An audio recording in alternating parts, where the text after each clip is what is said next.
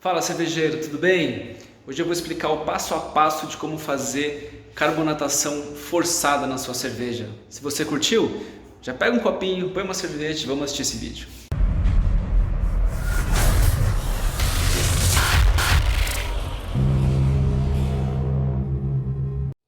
Qual cervejeiro aqui não fica angustiado de fazer carbonatação com Prime e tem que esperar 3, 4 semanas até a cerveja criar gás?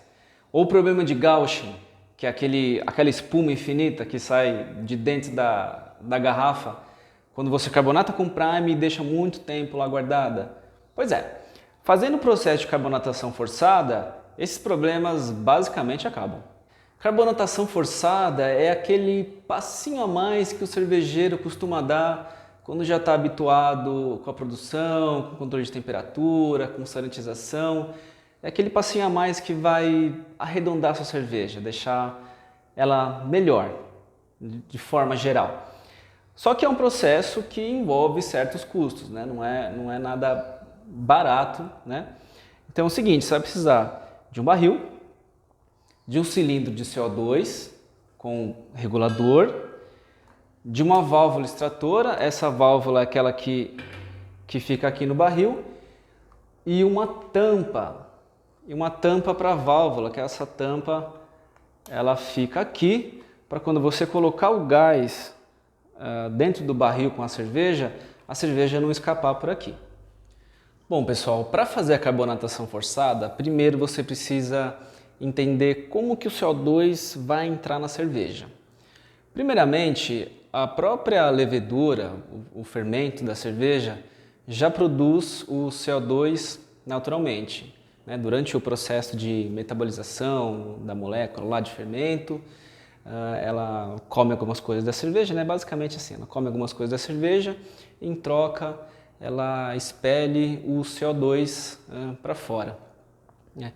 A maioria dos casos, esse CO2 ele vai embora, né? Para quem tem balde, para quem tem fermentador cônico de plástico, que nem o meu, a gente não tem a possibilidade de conter isso, né? De fechar isso dentro da cerveja para que esse CO2 não saia por aí. Quem tem fermentador de inox ou indústrias, né, maiores, que tem mais investimento, eles conseguem controlar esse CO2 dentro da cerveja e a cerveja meio que já carbonata naturalmente.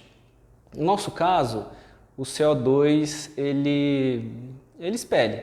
Então a gente vai ter que reintroduzir esse CO2 na cerveja de uma forma forçada, por isso que chama carbonatação forçada. Eu vou tentar explicar aqui para vocês. Eu sou designer gráfico, tá pessoal? Eu não sou químico, não sou biólogo nem nada. Então, para entender as coisas, explicar as coisas, eu preciso desenhar. Então, vamos lá. Vamos supor que essa aqui são as moléculas da cerveja, certo? Vamos supor que aqui está 20 graus Celsius, certo? O que acontece com 20 graus Celsius? Essas moléculas, elas ficam se movimentando muito rápido. Fica agitado, né? Igual quando você está com calor, né? Elas ficam se movimentando. O CO2, para entrar aqui no meio, ele vai precisar de mais tempo e mais pressão para poder incorporar no meio dessas moléculas aqui para carbonatar a sua cerveja, certo? Já aqui, vamos pensar aqui numa temperatura de 0 graus Celsius, certo? Essas moléculas, elas se movem bem mais devagar, né? Bem mais lentas, elas ficam quase que paradas aqui dentro, certo? Dessa forma, o CO2 ele entra muito mais fácil aqui no meio dessas moléculas, ó. Entra aqui e ela se instaura aqui mais rápido e com menos pressão do CO2, né? Uma pressão externa do CO2. Por isso que é sempre muito importante carbonatar sua cerveja o mais próximo de zero possível, né? Tem algumas geladeiras, quem tem geladeira expositora, que é o caso dessa minha aqui, consegue chegar a 0 grau bem tranquilo. Quem às vezes matura ou faz o cold crash numa geladeira convencional, tipo geladeira de cozinha mesmo, você vai chegar aqui mais ou menos por volta de uns 8 graus Celsius, tá? Não tem problema, né? Não vai diferenciar uma carbonatação da outra, as duas vão ocorrer da mesma maneira. Só que essa daqui vai acontecer mais rápido e vai consumir menos CO2 do seu cilindro. Já essa daqui vai demorar um pouquinho mais para acontecer a carbonatação e você vai precisar de mais pressão e vai gastar provavelmente mais CO2 do seu cilindro. Ó, pessoal, eu costumo deixar a minha cerveja a -meio, tá? Dessa maneira a cerveja fica bem gelada, bem próxima de zero e não congela, né? Então é o ideal para transferir para o barril, que é isso que eu vou fazer agora. Com o seu barril sanitizado, mangueira sanitizada, é hora de começar a transferir para o seu barril, certo? Então coloca a mangueirinha lá dentro, tira o sifão, né? Coloca a mangueirinha e abre bem devagarzinho aqui, ó. Até começar a encher ali. Essa temperatura baixa, ela é tão boa quanto para carbonatar, quanto para transferir. Porque quanto mais baixa a temperatura, menos oxigenação você agrega no mosto. Na cerveja, quer dizer. Ó, quando tiver quase cheio assim, ó. Não sei se dá pra ver muito bem. Ali, ó. Tá vendo? Não chegou a estar tão cheio, mas tá já bem cheio. Deixa um espacinho, que é pra você colocar o sifão e ter um espacinho pra poder carbonatar e purgar o CO2. Eu vou mostrar já. Certo? Chegando aqui nesse ponto, você para, tira a mangueira, coloca o sifão e fecha, né? Fecha muito bem fechado com a chave, né? Com a chave de barril. Olha, com a sua cerveja já gelada aqui no barril, é hora de entender como regular a pressão do seu cilindro de CO2 em relação à temperatura da sua cerveja. Eu vou lá para o computador, que lá eu explico melhor. Bom, pessoal, estamos aqui com a tabela de carbonatação forçada. As tabelinhas, se você pesquisar na internet, é super fácil de achar. Aí baixa ela e imprime, põe na sua cervejaria lá para você dar uma olhada sempre que for carbonatar. É bom. Tá, e ela funciona da seguinte maneira. Aqui do lado esquerdo a gente tem uma coluna de temperatura, que vai de -1 a 21. Tá? Essa aqui é a temperatura da sua cerveja. É a temperatura que a sua cerveja vai estar durante o processo de carbonatação forçado. Eu aqui no meu caso, eu vou deixar a minha cerveja a 2 graus, certo? Porque é a temperatura da minha geladeira, eu guardo umas outras coisas lá, então vai ficar a 2 graus. No seu caso, você tem que ver certinho que temperatura que a sua cerveja vai estar na sua geladeira, tá? Às vezes é 6, 7, 8, 10, 15, tanto faz. O importante é que seja a temperatura real de que ela vai estar, senão não vai dar certo não vai funcionar essa tabelinha aqui, tá? E aqui em cima a gente tem duas linhas que é da pressão do cilindro, né? Que é a pressão que você vai ter que colocar lá no seu cilindro. Essa linha de cima aqui é de PSI, tá? Que não é muito usada aqui no Brasil. E a linha de baixo é de quilograma por centímetro cúbico. Que essa sim é mais utilizada aqui no Brasil, que é provavelmente a que está lá no manômetro do seu cilindro, tá? E essa linhazinha aqui de baixo que vai de vai de 0,07 a 2, né? 2,11. Então vamos lá, como é que funciona? Vou dar um zoom aqui. Vamos lá. Aqui a minha cerveja ela vai ficar a 2 graus, certo? Então tá aqui 2 graus, tá meio torto, mas é 2 graus. Aqui o que a gente vai fazer? Acha que a temperatura primeiro da sua cerveja, né, de acordo com a sua geladeira lá, e a gente segue a linha, ó. A gente segue a linha até essa faixa verde, certo? A faixa verde é a carbonatação ideal para sua cerveja. 90% das cervejas se carbonata com 2 volumes e meio de CO2. Algumas menos, outras mais, mas a maioria, 98% das cervejas se carbonata com 2 volumes e meio de CO2. Então é isso que a gente vai buscar aqui, tá?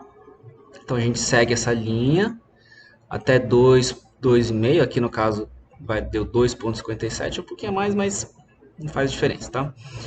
Acha esse valor e a gente sobe, né?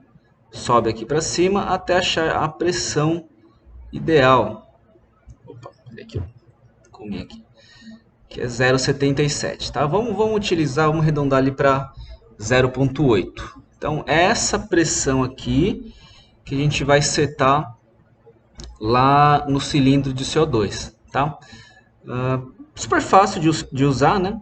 Então, acha a temperatura ideal da sua cerveja, que a sua cerveja vai estar durante a carbonatação, segue a linha aqui para o lado, acha o volume ideal, que é 2,5, e sobe para achar a pressão que vai colocar no seu cilindro, certo? E é muito importante, então, você medir certinho a sua temperatura da sua cerveja para essa tabela funcionar, certo? Agora, vamos lá regular essa pressão aqui no cilindro. Bom, ó, descobrindo a sua pressão ideal de acordo com a temperatura que você vai carbonatar a sua cerveja, você vai precisar regular essa pressão direto no cilindro. Então é o seguinte, primeiro você abre essa válvula aqui do cilindro. Esse manômetro mede a quantidade de CO2 dentro do cilindro e esse daqui mede a pressão que sai. No meu caso, para essa cerveja aqui em específico, eu vou precisar de 0,77, não 0,8, né? Esse parafusinho aqui, você regula, ó. Vou fechar um pouco, né? Já está passando de 1, tá com 1,1 aqui mais ou menos. Fecha um pouquinho e abre para bater a pressão aqui, ó. Deu certo, foi para 0,8. Certo? Então, tá regulado aqui o meu cilindro para colocar na cerveja. Agora, para carbonatar a sua cerveja, você vai precisar de uma válvula extratora e dessa tampinha aqui, ó. Né? Você encontra fácil no mercado aí. Ela vai evitar que quando você coloca o CO2, ela vai evitar que a cerveja não saia por cima. Então, põe ela, tampa bem, coloca no barril.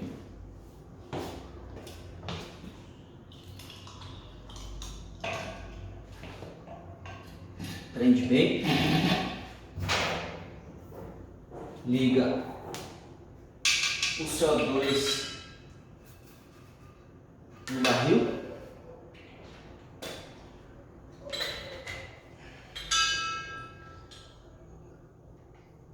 E abre o cilindro e engata, liga o CO2 no chope. O que eu falo para o pessoal fazer é o seguinte: tem uma válvula de segurança aqui, ó, certo? Toda válvula de extratora tem uma válvula de segurança. O que você vai fazer? Puxa ela 2 vezes, ó. Para que isso? Você vai fazer com que o oxigênio que está aqui dentro saia, né? Só vai ter CO2 aqui dentro. Faz isso 2 vezes. Certo? Purgou o excesso de oxigênio. Agora vem uma parte que é dureza, que é de chacoalhar esse barril. Então, chacoalhar bastante, que é para favorecer a absorção do CO2 aqui pela cerveja. Então, chacoalha sem dó.